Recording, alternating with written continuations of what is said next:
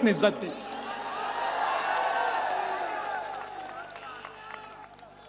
Jail में मैं हूं, जेल में मैं हूं।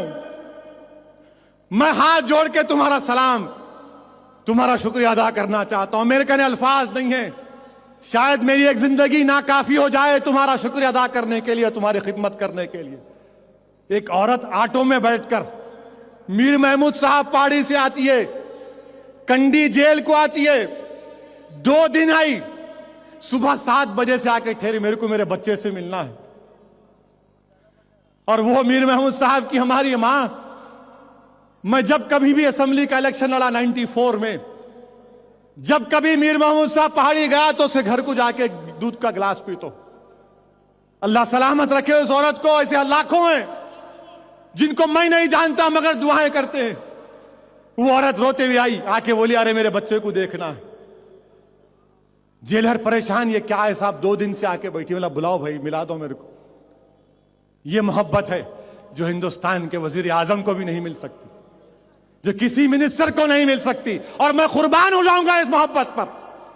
यकीनन हम जज्बाती हैं, क्यों नहीं होंगे हम जिंदा कौम हैं, मगर इनको पसंद नहीं है, इनको यह पसंद नहीं है। लालच दे रहे हैं, ऐसा नहीं, ऐसा कर लो, खत्म कर लो। अरे क्या खत्म करना भाई, कोई खत्म नहीं होंगे, तुम खत्म होगे इंशाअल्लाह। और तुम गलती किए, तुम में अगर थोड़ा सियासी अक्ल होती तो तुम ये झगड़े को आंध्र प्रदेश की हद तक रखते, मगर तुम इतना बाजा बजाए अकबर का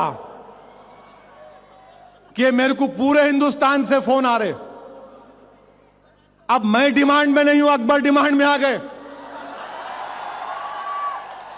यकीनन इस मजमे में बैठे हुए बहुत से भाई होंगे, एक बड़े भाई एक छोटे भाई को बड़े भाई से जानते, या मामला उल्टा हो गया, या मामला उल्टा हो गया। पहले लोग फोन करके बोलते थे आप आइए झारखंड को, लोग बोलते थे आप आइए कर्नाटक को, लोग बोलते थे आप आइए यूपी को, बिहार को। अब लोग बोल रहे हैं उन्होंने निकलते कि उनको वहां भिजा दो, आप नको आओ। है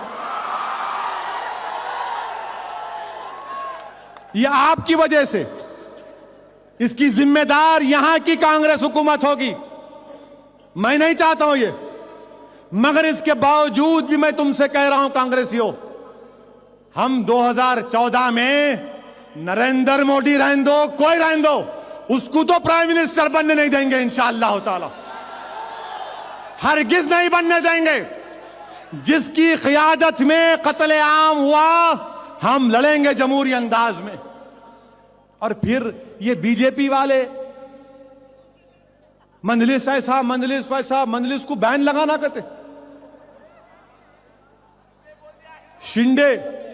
Shinde home minister of India, Shinde ने क्या बयान दिया? शिंदे ने कहा कि बीजेपी आरएसएस की तंजीम दहशतगर्दी को फरोग दे रही है। केस डालो शिंदे पे, तुम डालो शिंदे पे केस। क्यों नहीं डालते तुम शिंदे के ऊपर केस? अगर वही बात मैं बोलता तो केस डालती, अब तुम शिंदे पे क्यों नहीं डालते? अजीजान मिल्लत, मैंने जब तुमसे कहा, आपसे कहा कि हमारी लड़ाई हिंदुओं के खिलाफ नहीं है, हिंदुत्व के खिलाफ है, तो देख लिया आपने कि शिंदे के खिलाफ, सबसे खिलाफ क्यों है शिंदे के लोग? शिंदे से नफरत क्यों कर रहे संघ परिवार वाले? क्योंकि शिंदे साहब दलित हैं, शिंदे साहब दलित हैं, हिंदुस्तान का होम मिनिस्टर दलित है, इसलिए इनको बड़ा गुस्सा है कि तू दलित रहे कि हमको बोल रहा। अरे हम तो यही चाह रहे कि दलित और मुसलमान एक हो जाए। हम कोशिश करेंगे हिंदुस्तान में, आंध्र प्रदेश में, कि इसी दारुस्सलाम में एक वक्त आएगा इंशाअल्लाह ताला, अल्लाह उसके रसूल के सदक़े में दिन दिखाएगा कि काश मेरी जिंदगी में हो जाए कि आंध्र प्रदेश में मायावती, मुलायम सिंह लालू की तरह दलितों की बैकवर्ड क्लास की कोई क़ियादत बने। हम तैयार हैं इनके साथ काम करने के लिए, हम इनके साथ काम करने को तैयार हैं। अजीजान मिल्लत, ये शिंदे के खिलाफ, और फिर बोल रहे कि हम तो नेशनलिस्ट हैं, हमको हिंदुस्तान से बहुत मोहब्बत है। आपको मोहब्बत है, इतनी मोहब्बत है आपको तो ये इंद्रेश कुमार किसके दोस्त है? क्या इंद्रेश कुमार का नाम समझौता एक्सप्रेस के चार्जशीट में नहीं आया? क्या परवीन तोगाड़िया का नाम चार्जशीट में नहीं आया? आज तुम अब्दुल खदीर को हम पैसे दिए, तुम नाराज हो। मुझे बताओ, क्या प्रज्ञा ठाकुर के लिए अडवाणी जाकर डॉक्टर मनमोहन सिंह से मुलाकात नहीं किए? तुम जा सकते, हम नहीं जा सकते? ये कौन सा इंसाफ है?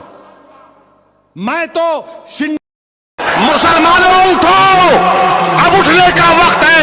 दुनिया को मालूम होगा कि हमारे आंसुओं की कीमत